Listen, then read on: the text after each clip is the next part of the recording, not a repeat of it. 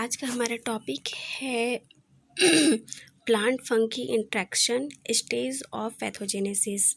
मतलब कि प्लांट में फंगल की वजह से जो रोग उत्पन्न हो रहे हैं उनके कितने स्टेज हैं, किस प्रकार से रोग उत्पन्न हो रहे हैं, फंगल और प्लांट के बीच में इंट्रैक्शन, दोनों के बीच में अंतरक्रियाएं कैसे हो रही है, रोग कैसे उत्पन्न हो रहे हैं और उसके सिम्टम्स कैसे दिखाई दे रहे हैं। तो आज सिर्फ हम सिम्टम्स के बारे में देखते हैं कि जब फंगल पौधों में रोग उत्पन्न करते हैं तो किस प्रकार से सिम्टम्स दिखाई देते हैं, लक्षण दिखाई देते हैं, उसके बारे में जानेंगे।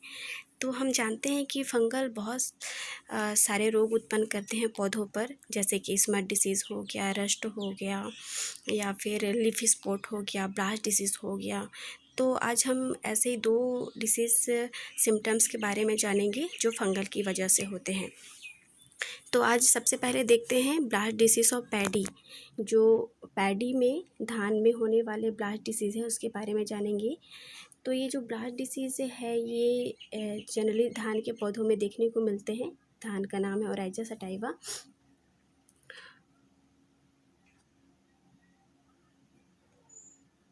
ठीक है, धान के पौधों में ये जो रोग जनरली दिखाई देते हैं, ब्लास्ट डिसीज़।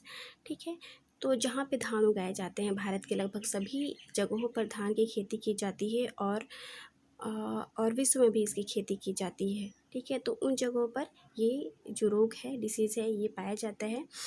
सबसे पहले ये ब्लास्ट डिसीज़ देखा गया था आपके जापान में देखा गया था। जापान में धान की खेत मतलब फसल में देखा गया था और इसके रोगों का पता चला था कि ये फंगल की वजह से हुए हैं, उसका पता लगाया था इटली ने। ठीक है, सबसे पहले ये जो रोग उत्पन्न हुआ था जापान में हुआ था, जापान में, और इसका रोग की फंगल की वजह से ये रोग उत्पन्न हुए हैं वो इटली ने पता लगाया था।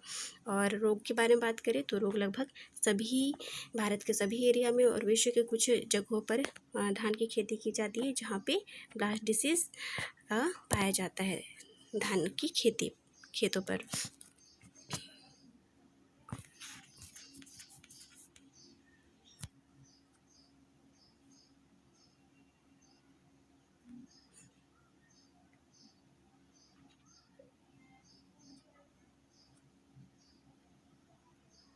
आगे देखते हैं इसके सिम्टम्स। जब ब्लास्ट डिसीज़ के कारण पौधों पर जो भी सिम्टम्स दिखाई देते हैं, उसके लक्षण दिखाई देते हैं, उसके बारे में जानेंगे।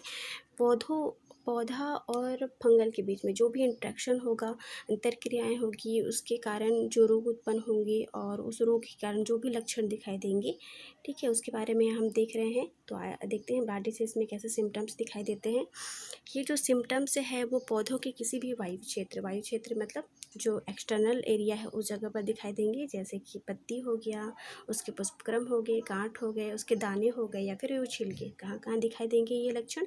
जो ब्लास्ट डिसीज़ के सिम्टम्स कहाँ दिखाएंगे? पत्तियों पर, पुष्पक्रम पर, दानों पर और छिलकों पर दिखाई देते हैं। लेकिन ज़्यादातर ये लक्षण कहाँ पे दिखाई देंगे? पत्तियों पर और उसके पेनिकल मतलब कि पुष्पक्रम और नेक, ग्रीवा वाले क्षेत्र पर ज़्यादा दिखाई देंगे रोगों के लक्षण। ठीक है, ज़्यादातर मेन वाले एरिया है कहाँ? पत्तियाँ, उसके पुष्पगुच्छ और ग्रीवा, नेक वाले एरिया पे ज़्यादा इसके जो फंगल डिसीज़ के सिम्टम्स से दिखाई देंगे। कब दिखाई देंगे ये सिम्टम्स?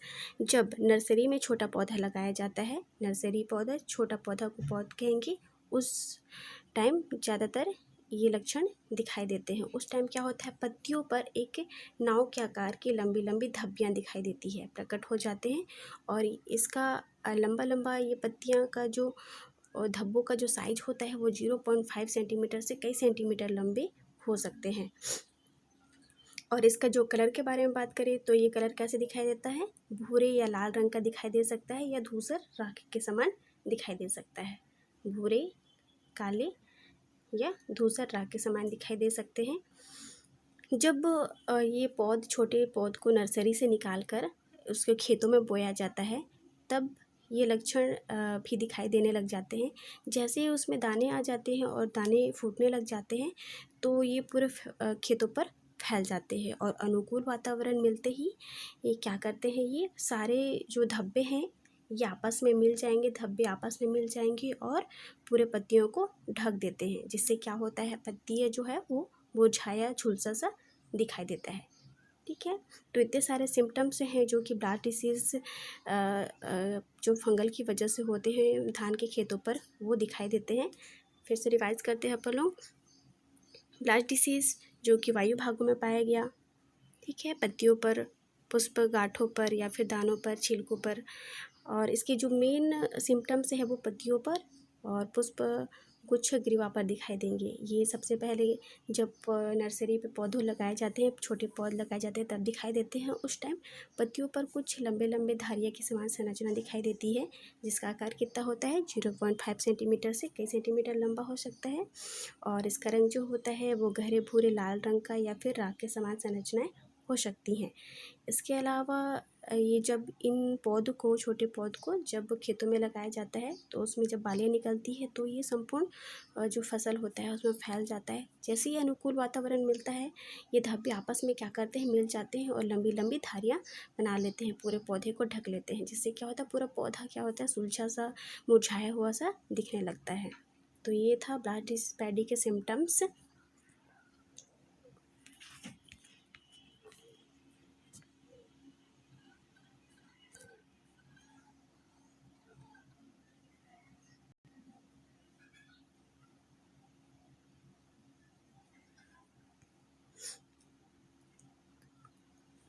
आगे देखते हैं, ये है आपका नेक वाला जगह। नेक वाला जगह यहाँ पे कोनिडिया पाए जाएंगे जो कि फंगल इसे इस वाले एरिया को कमज़ोर कर देंगी और यहाँ से टूटने लग जाता है ये गुच्छियाँ। और पत्तियों पर जो नावाकार की धारियाँ पाई जाती है इस प्रकार से लंबी लंबी हो जाती है, और जब ये आपस में मिलती है तो इस प्रकार से लंबी लंबी हो जाती है और कटी फटी सी संरचनाएं दिखाई देती है।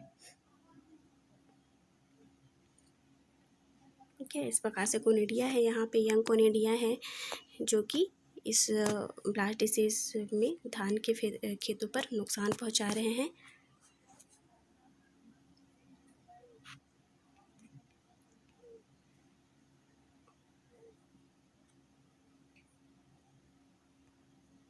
आगे देखते हैं हम लूज स्मट ऑफ व्हीट, जो गेहूं में होने वाले छितराकंडवा रोग, ये भी फंगल की वजह से हो रहे हैं। और इसके बारे में आगे देखते हैं कि ये जो गेहूं है, ठीक है, गेहूं ज़्यादातर भारत में अगर बात करें तो किस किस एरिया में ज़्यादातर इसकी पैदावार होती है।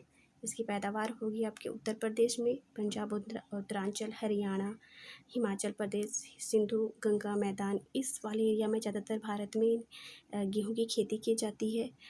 और इसको लोकल नाम से भी जाना जाता है इस रोग को, जैसे कंजियारी, गंडुआ, कान्ही, सभी फसलों में जो भी रोग उत्पन्न होते हैं उनका लोकल नाम होता है। तो यहाँ भी सभी एरिया पे इस रोग को अलग अलग नामों से जाना जाता है। और ये जो रोग है लूज स्मट ऑफ व्हीट, ये है आपके भारत में जहाँ भी ये रोग जहाँ भी गेहूँ की फसल लगाई जाती है उस जगह पर पाया जाता है।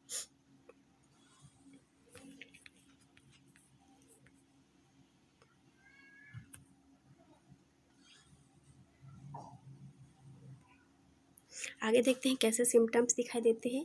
ये लूज स्मट कब दिखाई देंगे, जब बालियाँ निकलती हैं, ठीक है, गेहूं में जब बालियाँ निकलेगी तब ये लक्षण ज़्यादातर दिखाई देंगे। जब बाली निकलने पर ही ये सिम्टम्स दिखाई देते हैं, ठीक है।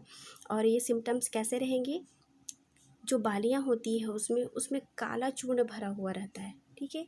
जिस स्थान पर गेहूँ लगा हुआ रहता है, दाने लगे हुए रहते हैं, उस जगह पर क्या होता है, काला चूर्ण भरा हुआ रहता है। कहने का मतलब उसमें दाने नहीं होंगे, ठीक है, उसमें दाने नहीं होंगे, उसमें काला चूर्ण भरा होगा।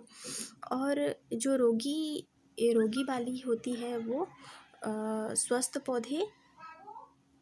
पौधे के पहले ही निकल आते हैं, ठीक है। जो रोगी पौधा होता है वो क्या होता है, स्वस्थ पौधे के पहले ही निकल आते हैं।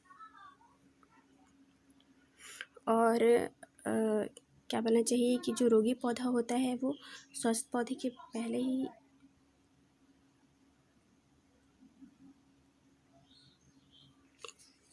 तो हम लोग यहाँ देख रहे थे कि जो रोगी बालियाँ होती है वो स्वस्थ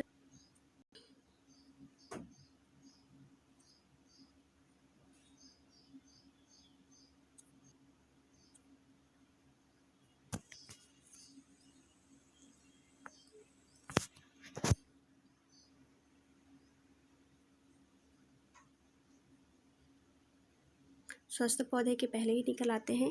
परंतु कभी कभी ऐसे दिखाई जो नवीन किस्म के अभी आए हैं, जो गेहूँ आए हैं नवीन किस्म की, उसमें क्या देखा गया है कि जो रोगग्रस्त पौधे में जो बालियाँ आती है वो बाद में आती है। कहने का मतलब है कि जो भी सिम्टम्स जो हम देख रहे थे उसमें जो रोगग्रस्त बाली है वो बाद में दिखाई देगी, जो नए किस्म अभी आए हैं उसमें।